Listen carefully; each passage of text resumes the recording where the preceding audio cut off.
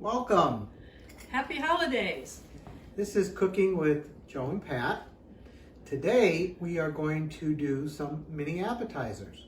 There'll be a couple of these throughout the month of December. We hope that you enjoy them and that you use them while you're sitting around in our pandemic COVID holidays and with a glass of wine and some of these really, really tasty appetizers. Sure. Just because you're at home and with your family doesn't mean you can't make it special. You have to do what you can to make this very special, and we're going to give you some tools to do that with.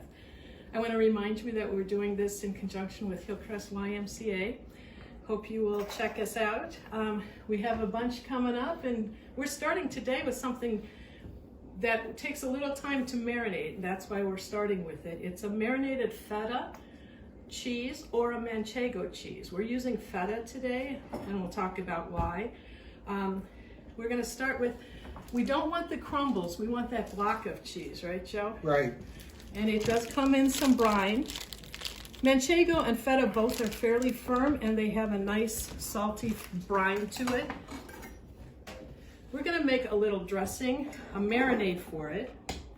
Joe's going to cut this into 8-inch cubes, and you can, 8-inch cubes. He's going to cut this into cubes, about an inch, 3/4 of an inch. The cheese, when it's marinated, can either be just eaten on an appetizer tray or put on a cracker or actually put under a broiler on some pita bread. It's pretty delicious, and it's a very fresh flavor profile. You know, with feta, I was never a big feta fan until I met this young woman here. And she introduced me to feta and different ways of eating it. You remember the first feta you should With eat? the honey With and the honey pepper? and peppercorns. Or pepper, ground pepper. Ground pepper on it, yeah. And you would think, to me it didn't sound very good, but I probably ate the whole block of feta myself. So this is a new one with feta. And feta, you want to tell them why we're using? It's a sheep's milk cheese, and that means it's got a little tang to it. It's got a little more, not sour, but more in the sour cream family to it. And it's brine, so it has a little saltiness to it. It also both doesn't dissolve and stays firm, but it's very soft, so it can be spreadable. When I say it doesn't dissolve, that's sort of not true. You're going to see little crumbs of it that will dissolve and actually thicken the marinade a bit. Oh, wow. Okay. Or if you make a salad dressing or something, it makes it a tiny bit creamy without being too much so. So we're going to start, we're going to put it in this cute little jar that we can keep in the refrigerator. We'd make a nice gift for somebody too. And in our recipe, we're going to start with 2 strips of lemon peel. And Joe and I were just talking about this. We're going to put lemon strips like this where you're using the peel, but not really the pith. Well, that'll just fit perfectly, won't it? Wow, we did that good. Very good.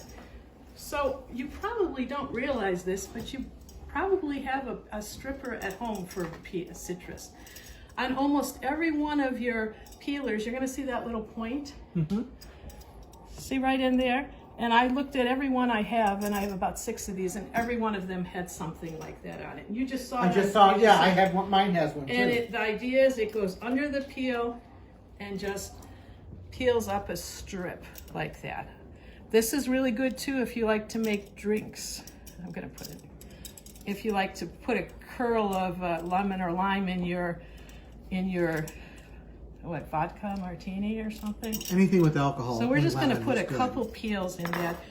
Now, tell them where you got that lemon.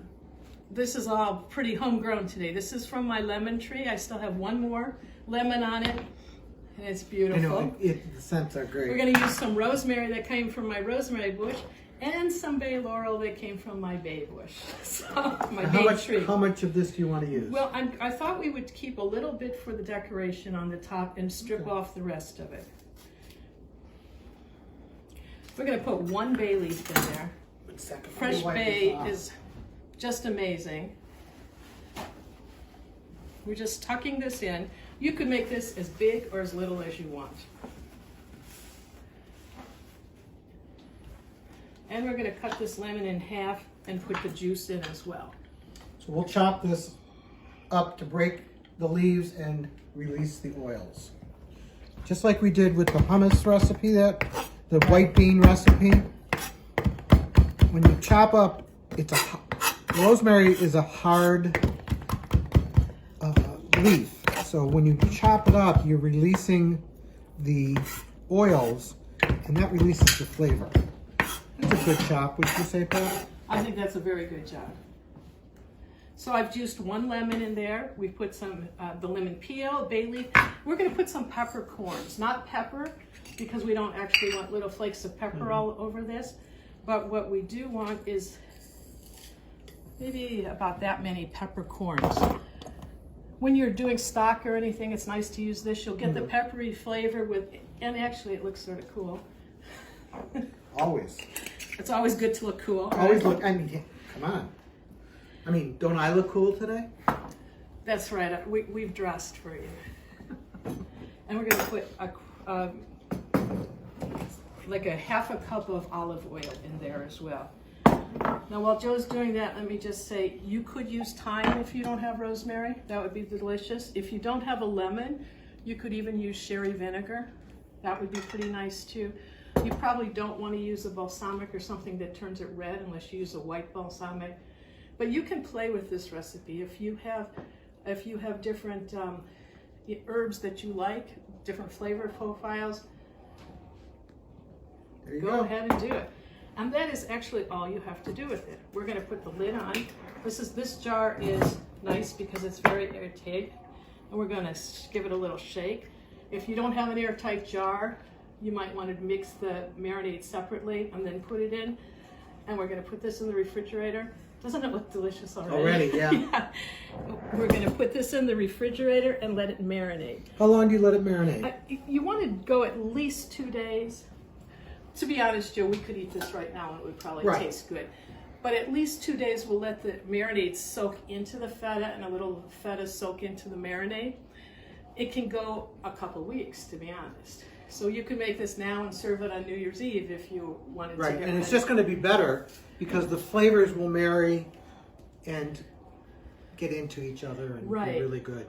And you can also, if you ate up all the cheese one day because you loved it, you could throw some more cheese in that marinade. Or what else can you do with it? We could also use the marinade itself on like some fish or chicken, or as light salad dressing. Probably add a little more oil or something.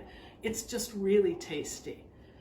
So we hope that's our first easy appetizer. And that was easy, wasn't it? And I would suggest that when you open this up in a day or two to have it, you have a glass of wine or a glass of Prosecco. I think would be really good with it. Good, yeah. And enjoy. And again, both from Pat and I, we wish you a happy holiday season, health, and stay safe and be well. Bye. Bye-bye.